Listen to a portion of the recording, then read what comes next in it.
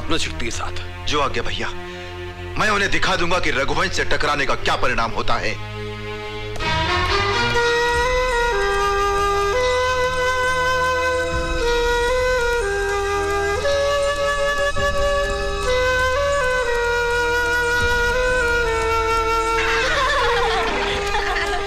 देखो, एक और योद्धा रथ पर सवार होकर इधर ही आ रहा है।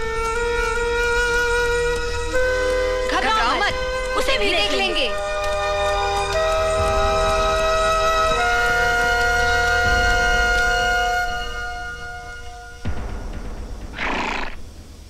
मूर्ख बालको! अरे ओ राजपुरुष, मुंह संभाल कर बोलो।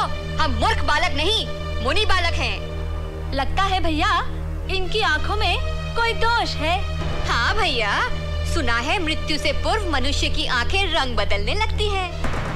देखने में तो तुम सुकुमार हो, परंतु बातें बहुत विचित्र करते हो। कौन हो तुम? हम गुरुदेव वाल्मीकि के शिष्य हैं। इतने महान महर्षि के शिष्य होकर ऐसी उद्दंडता करना उचित नहीं है। हमारी आज्ञा है कि हमारा अश्व छोड़ दो। महानुभाव, अश्व आपका नहीं, अयोध्याधीश राजा श्री राम के यज्ञ का है। इसलिए हम अश्वाधीश और अयोध्याधीश श्री राम से युद्ध करना चाहते हैं, किसी और से नहीं। रामायण के रचनाकार महामुनि वाल्मीकि के शिष्य होकर भी क्या तुम श्री रामचंद्र के प्रताप को नहीं जानते? अपने गुरुदेव की कृपा से हम श्री रामचंद्र को भली प्रकार जानते हैं, किंतु ये नहीं जानते कि वे हमसे अधिक प्रतापी हैं या हम उनसे। और इसीलिए हम दोनों भाई उनके प्रताप को परखना चाहते हैं। बालकों, तुम क्या जानो कि श्री राम ने कैसे कैसे महान कार्य किए हैं। उन्होंने महाबली बाली का संहार किया था।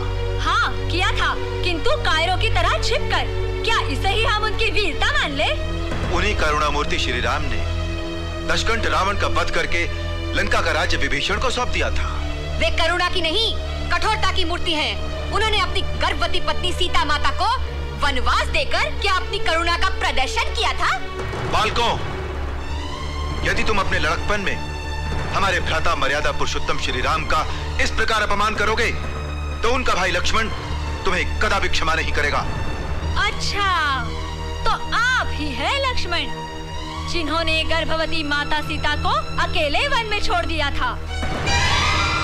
अब तो हम आपको कदापि नहीं छोड़ सकते। हम इसी अवसर की ताक में थे।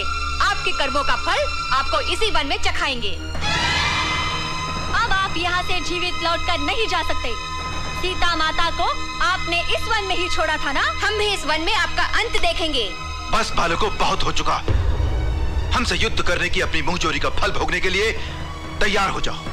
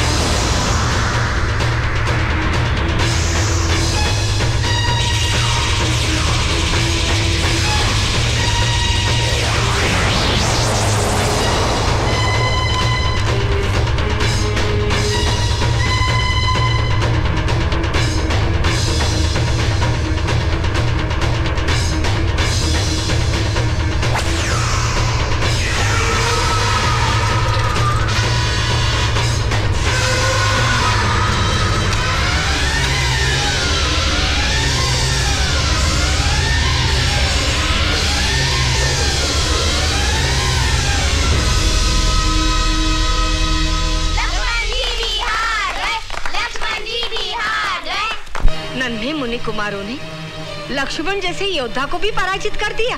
हाँ माता, सुना है कि पुष्पों से भी कोमल लगने वाले दोनों मुनि कुमार महान पराक्रमी हैं। तो क्या रघुवंश का तेज? नहीं माता, आप निश्चिंत रहिए, कुछ भी हो जाए रघुवंश के तेज का अंत नहीं हो सकता।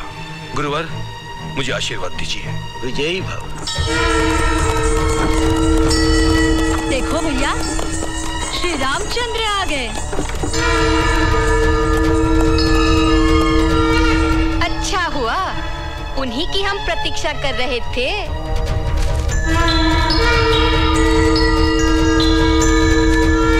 मुनि कुमारों, उस दिन अयोध्या में राम कथा का गायन करते हुए तुम ही आए थे ना? केवल राम कथा नहीं, सीताराम की कथा कहिए। हाँ हाँ, जानते हो, उसी दिन से तुम दोनों हमारी आंखों में चित्रित हो गए। जाने क्यों, तुम्हें देखकर मन में एक अपनापन सा उमड़ आता है, जैसे कोई लगाव हो। किंतु पहले आप ये बताइए कि आज अचानक राजमहल छोड़कर इस वन में कैसे पधारे? अच्छा स्मरण करवाया। तुम्हें देखकर तो हम भूल ही गए थे। क्या तुम जानते हो यहाँ किन मुनि कुमारों ने हमारे अश्व को पकड़ रखा है? आप उनसे अश्व छुड़ाकर ले जाना चाहते हैं? वो यज्ञाश्व है, छुड़ाना तो पड़ेगा ही। वे मुनि कुमार अजय हैं। वे जय हैं या अजय, इसका निर्णय तो समय आने पर ही होगा। तो फिर देखिए, वो रहा आपका अश्व। ले जा सकते हैं तो ले जाइए। किंतु वे मुनि कुमार कहाँ हैं? यही है, आपके सामने। तुम? हाँ, किंतु आप चकित क्यों हो गए? इसलिए कि जिनका तुम गुणगान करते हो, उन्हीं के यज्ञाश्व को अपने अधीन करने की धृष्टता भी करते हो। हाँ, स्वयं आपने ही तो अश्व के माथे पर लिखवाया है कि ये अश्व कौशल्या नंदन श्री राम का है।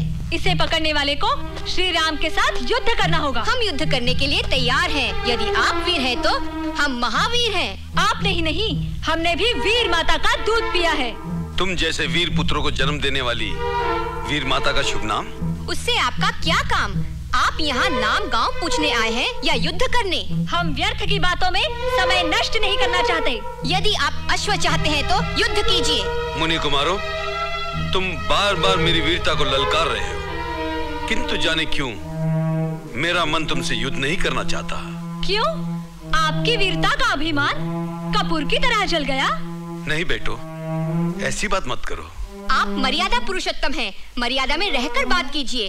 क्या आप हमारे पिता हैं जो हमें बेटा कहकर संबोधित कर रहे हैं?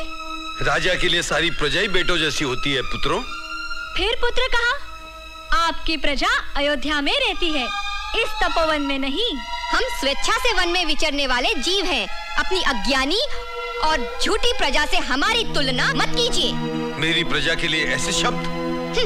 जैसा राजा वैसी प्रजा। जिसको अग्निदेव ने पवित्र माना हो, ऐसी सीता माता की निंदा करने वालों को और क्या कहा जाए? और ऐसी निंदनीय प्रजा की बात मानने वाले ऐसे राजा को हम क्या माने? यदि आपको प्रजा की बात माननी ही थी तो उस देवी को, उस गर्भवती माता सीता को वन में छोड़ने का आपको क्या अधिकार था? छोड़ना ही था तो उन्हें उनके पिता के यहाँ क्यों नहीं भिजवा दिया? उफ, तुम बार बार अपनी बातों से मेरे हृदय को भेद रहे मुनि कुमारों। किंतु जाने क्यों मुझे तुम पर क्रोध नहीं आ रहा।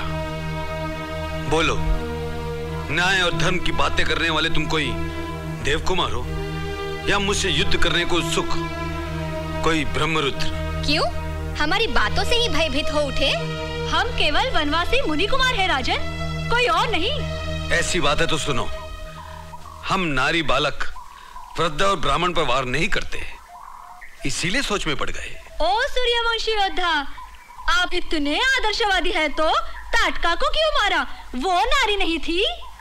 हम तुम्हें अंतिम चेतावनी देते हैं, अश्व को छोड़ दो और हमारे सामने से चले जाओ। नहीं, हम ना अश्व छोड़ेंगे ना आपको। कहिए, आप हमसे युद्ध करेंगे या हमारी शरण में आना चाहेंगे? बालकों, तुमने मेरी सहन शक्ति की सीमा समाप्त कर दी। युद्ध के लिए तैयार हो जाओ। हम बहुत पहले से तैयार हैं।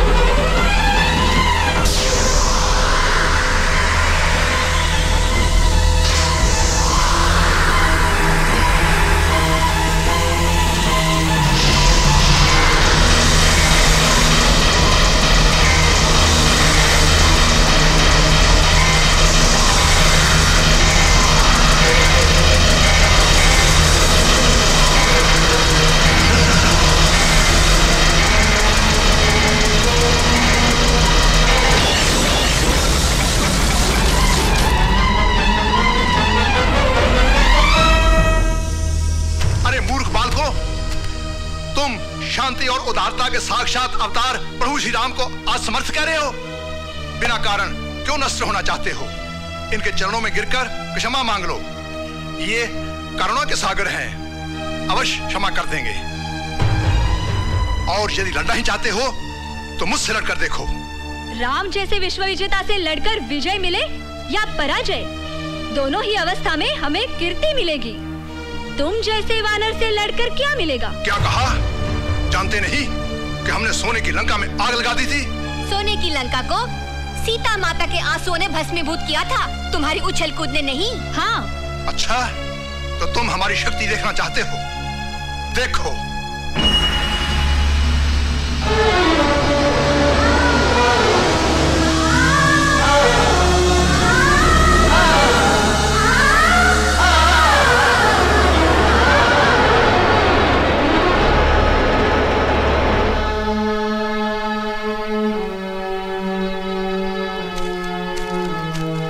मित्रों, घबराओ मत। इस विराट रूपधारी वानर को छकाने का एक ही मंत्र है। ये राम नाम के लट्टू हैं।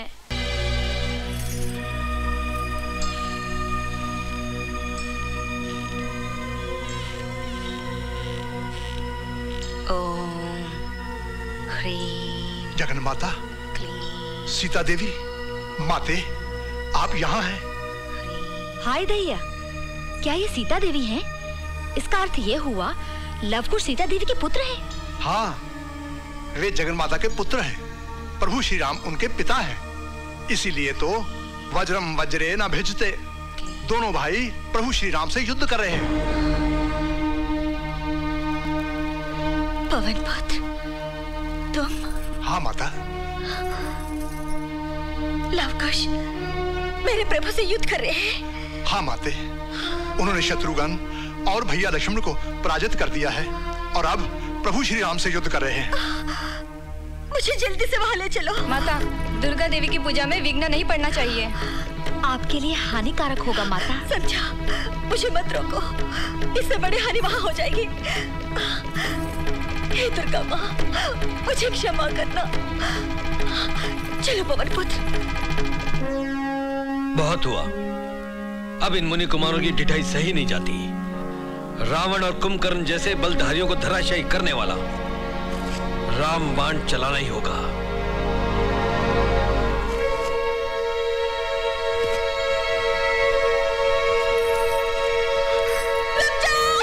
सीता, ये क्या आनंद कर डाला प्रभु श्री रामचंद्र के साथ? ये क्या किया है तुम लोगों ने? माँ, हमने कुछ नहीं किया, पहले उन्होंने हम पर आक्रमण किया। हमने तो अपनी रक्षा के लिए अस्त्र उठाया माँ। तुम्हारे चरणों की सौगंध माँ। हाँ सीते, तुम्हारे पुत्र निर्दोष हैं। श्री राम तो तुम्हें देखकर निश्चेष्ट हो गए हैं। वे अर्धमूर्छित हैं।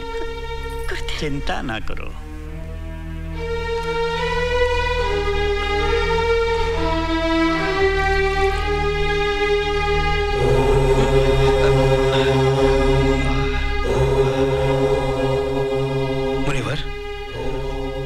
मुनिवर। माँ, तुम सीता माता हो? प्रभु श्री राम हमारे पिता हैं। तुमने पहले क्यों नहीं बताया माँ? पिताश्री, पिताश्री, हमें क्षमा करें। अनजाने में हमसे बहुत बड़ा अपराध हुआ है। तुमने कोई अपराध नहीं किया मेरे बच्चों।